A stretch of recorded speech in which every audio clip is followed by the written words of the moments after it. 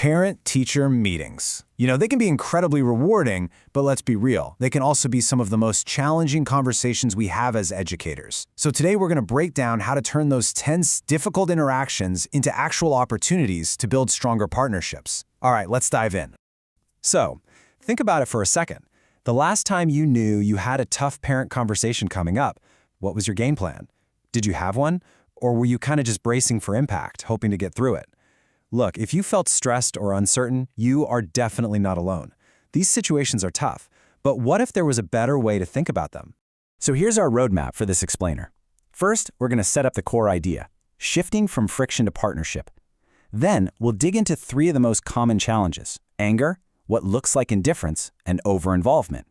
And finally, we'll wrap up with how to handle those smaller, everyday tensions before they blow up.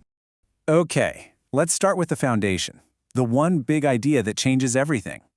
It really is all about a major shift in how we see these moments. And this is it right here. The goal is not to win the argument. It's not to prove you're right or to place blame. The real mission is to understand what's actually driving that parent's behavior. Because once you seek to understand, that's when the door to real collaboration swings wide open. And the master key that unlocks that understanding? It's empathy. Now, being empathic doesn't mean you agree with the parent. It just means you can identify the feeling behind their words. You're connecting with their frustration or their fear, which allows you to respond to the emotion, not just the accusation. Okay, so let's tackle our first big challenge, anger. A parent coming at you with anger can be super intimidating, right? But it is almost never as simple as it looks. You've got to look beneath the surface. And this is such a powerful way to look at it. On the surface, what we see is hostility, maybe some aggression, a lot of blame. But so often, that anger is just a mask. It's a cover for these deeper, way more vulnerable emotions.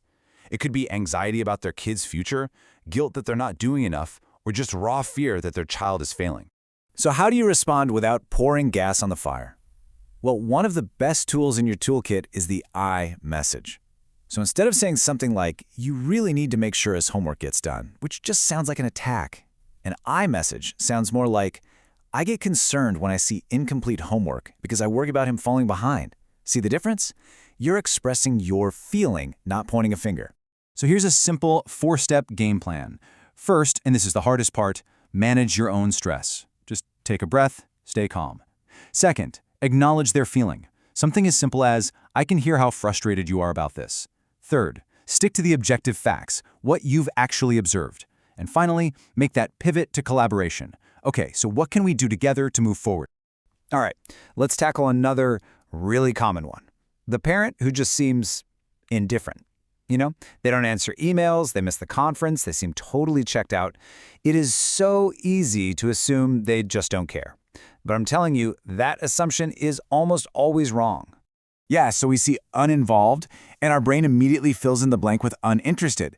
But the reality? It's hardly ever about a lack of caring. It's almost always about a lack of capacity. They're facing barriers that we probably can't even see. The most important first step here is to believe, truly believe that every parent cares, even if they can't show it the way we expect. And these barriers are so real. I mean, think about it. A parent working 2 jobs who literally cannot make a 3 p.m. meeting. The constant stress of unstable housing. Maybe there are cultural or language differences that make the school feel intimidating. Or maybe they had a terrible time in school themselves and they're just afraid of being judged by you. These aren't excuses, they're the real-life context. So, quick check. Based on everything we just said, what do you think is the most common reason for what looks like indifference from a parent? And if you guessed B, personal or economic pressures, you are spot on. That is usually what's at the heart of it. And here's the main takeaway for this whole section. What we perceive as indifference is almost always situational, not intentional. It's a lack of capacity, not a lack of caring.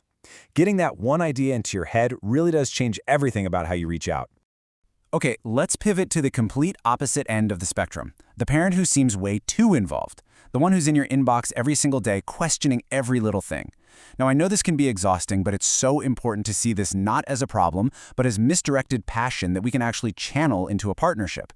So the behavior we see is the constant emailing, the frequent requests, but what's the motivation under the surface? Well, it might be a parent's own struggle with separating from their child. It could be some of their own unmet needs, Or it could even be insecurities they have about the school or, let's be honest, about you.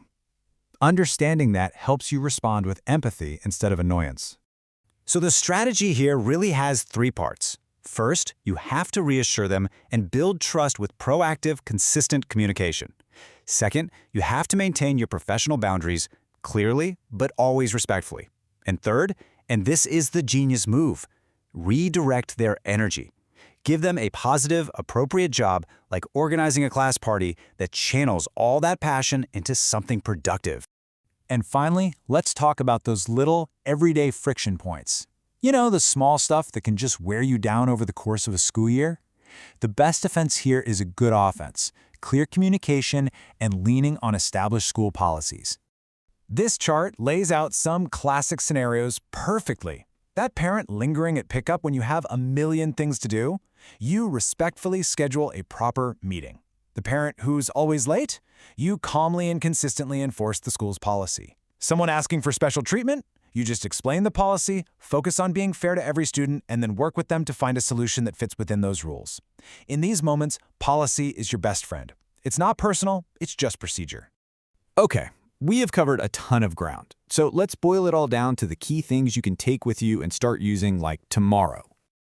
Let's really lock in these new ways of thinking. When you see anger, I want you to look for the anxiety underneath it and meet it with calm, factual problem solving. When you see indifference, look for the barriers behind it and respond with flexible, creative outreach. When you see over-involvement, see the insecurity and redirect that energy into a partnership. And for all that daily friction, let clear, consistent policies be your neutral guide. Every single one of these challenges is a doorway to a stronger alliance. And that really brings us to the final thought. The next time you're heading into a parent conversation and you feel that tension rising, I want you to just pause and ask yourself this question. Instead of seeing a problem parent in front of you, how can you see a partner who just needs to be understood? How can you reframe this moment of conflict and turn it into the foundation for a much stronger relationship?